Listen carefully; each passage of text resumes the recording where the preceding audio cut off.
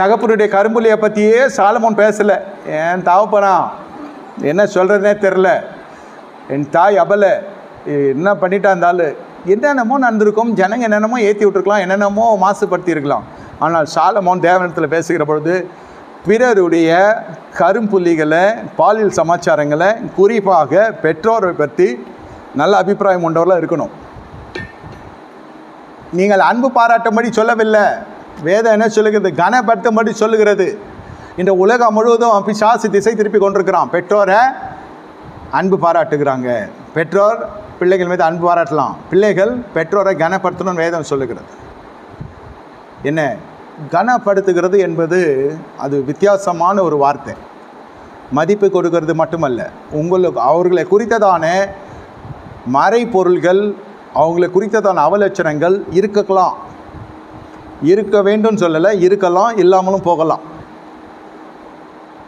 இருந்தாலும் நாம் அதுக்குள்ளே பிரவேசிக்கக்கூடாது என்பது தான் சொல்லப்படுகிற காரியம். இந்த மனுஷன் இப்படியெல்லாம் பேசுகிற பொழுது இந்த இடத்துல ரொம்ப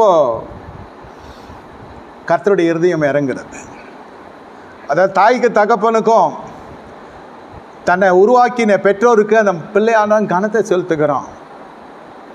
எவ்வளோ கருத்து வேறுபாடு இருக்கும். அப்போ பிள்ளைங்களுக்கு செய்ய வேண்டிய காசெல்லாம் இறைச்சிட்டு இருப்பார், தான் சேர்ந்த சகோதரர்களுக்கு இறைச்சிட்டு இருப்பார்.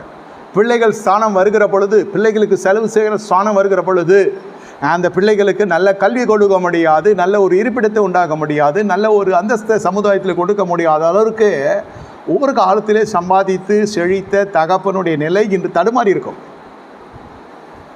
பிள்ளைகள் என்ன செய்வாங்க? வரவேற்பாங்களா? எழுத்தின்படி நிலவரம் கலவரமாகிவிடும். இதனால் என்ன நடக்கிறதுன்னு கேட்டால், பிள்ளைகள் பெரிய விதத்தில் நஷ்டத்தை தான் காண்பார்களே தவிர விருத்தி அடைய மாட்டாங்க. கர்த்தரிடத்தில் ஏதாவது பெறலாம் என்பதை மறந்து விடுங்க. உங்களுக்கு தகப்பன் மூலம் ஒரு கனவீனம் வரத்தக்கதாய் தகப்பனுடைய நடைகள், தகப்பனுடைய நடத்தை காணப்படுகிறது. பொருளாதாரத்திலும் சரி, சமூக ரீதியாகவும் சரி, ஆவிக்குறி ரீதியிலும் சரி. அப்போது உங்களுடைய அபிப்பிராயம் தாயின் தகப்பனை குறித்து எப்படி இருக்கும்? அந்த அபிப்பிராயம் உங்கள் சுய நீதிகளெல்லாம் இன்று சாம்பலாக வேண்டும் என்று தான் கர்த்தர் விரும்புகிறார். சாயந்தரம் பார்க்கலாம் என்னெல்லாம் விரும்பக்கூடாதுன்னு இப்போ எப்படி ஒரு விருப்பத்தை எப்படி கர்த்தரிடத்தில் தெரிவிக்கணுன்றதுக்கு நான் சொல்கிறேன். இருதயத்தினரெல்லாம் வாய் பேசும், மனசில் இருக்குது, வாயில் சொல்ல முடியாது. ஆனால் மனசுக்குள்ளே நிறைய இருக்கிறது, இந்த பேச்சு கூட இருக்கக்கூடாது. இருதயத்தினராக வாய் பேசும். அந்த இருதயத்துக்குள்ளே இருக்கிற இந்த அழுக்குகளெல்லாம் முதல்ல சுத்திகரிக்கணும். அவர்கள் ஏதோ செய்தாங்க போனாங்க, அது அவர்களாச்சு கர்த்தராச்சு.